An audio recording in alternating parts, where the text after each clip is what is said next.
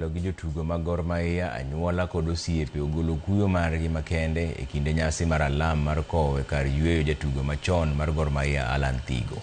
Kaka ripota marwa Millicent Adhiambo lero, ringre Allan Thigo ne owang' kaluwore gi dwaro mane ondiko kaka hik mare kaponi onindo. In this world, we are passing. E kar romo mama Grace Onyango, anyuola, osiepe, thuondi machon mag adhula, jotelo e kin mamoko ne oyuoro e alam mar kowo e kar yweyo mare mogik mane en jatugo mang'ula mar Gor Mahia kod Harambee Stars mosenindo Allan Thigo.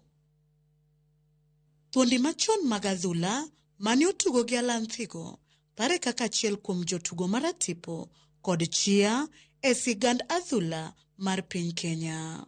Just a unique guy out of this world. I played with him in Gore. He played for 13 consecutive years unbroken, which was a rare feat. Matemo mondo chope 13 years ago. To tinde tek yudo ka ng'ato segoche national team 3 higni 3-4 kendo lal. David Okelo paro kaka Allan Thigo ne nikod teko mar tugo kendo bedo kocha mar Gor gino mane omiye luor e Afrika. Mich mo Nyasaye nomiye ma okiyot. Yeah. Chala juok Raila. So it was an enormous task. Imagine playing football and you're also play a coach. That was a lot of load on him. But he was full of resilient, a very good coach. Perhaps one of the best in Africa.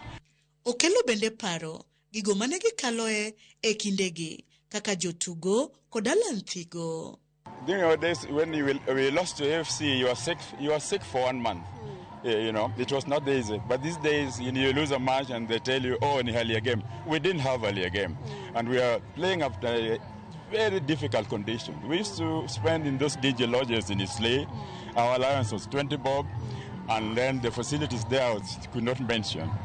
Ne familia mar Allan Thigo.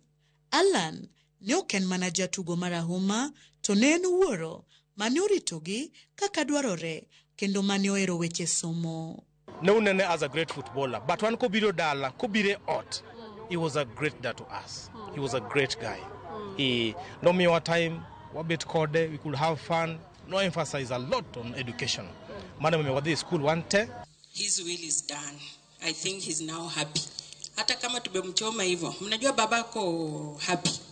He's so happy. Ubarikiwa Allan. Bende omedo ni kata obedo ni Allan ne jaratiro.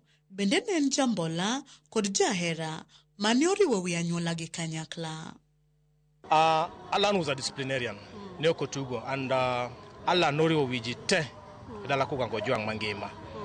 Mane momiyo kata mana sani eri jokogango mangima obiro, actually the whole Kojuang family obiro te mondo bi tim na nyasi mogi kawuono ni eri.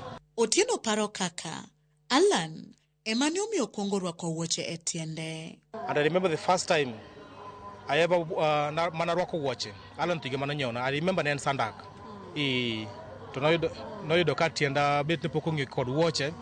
Patron mar Gor Mahia Eliudo Walo to nokawo thuolono mar jiwo jotugo matindo mondo oluw wuoche Allan Thigo mar bedo jaratiro kod keto ikruok ne ngimagi makiny. Gionge discipline. Ko dakwa jotugo masani ni mondo gitim ang'o gibed gi discipline. Jotugo masani ichulo gi pesa. Nyaka gi save mondo gi invest e ng'owa e future margi. Allan Thigo ne otimne kopo mogik kokalo kuom wang'o ringre kalure kod dwache mogik. Millicent Adhiambo, Ramogi TV, Mama Grace Onyango Hall, Kisumu County.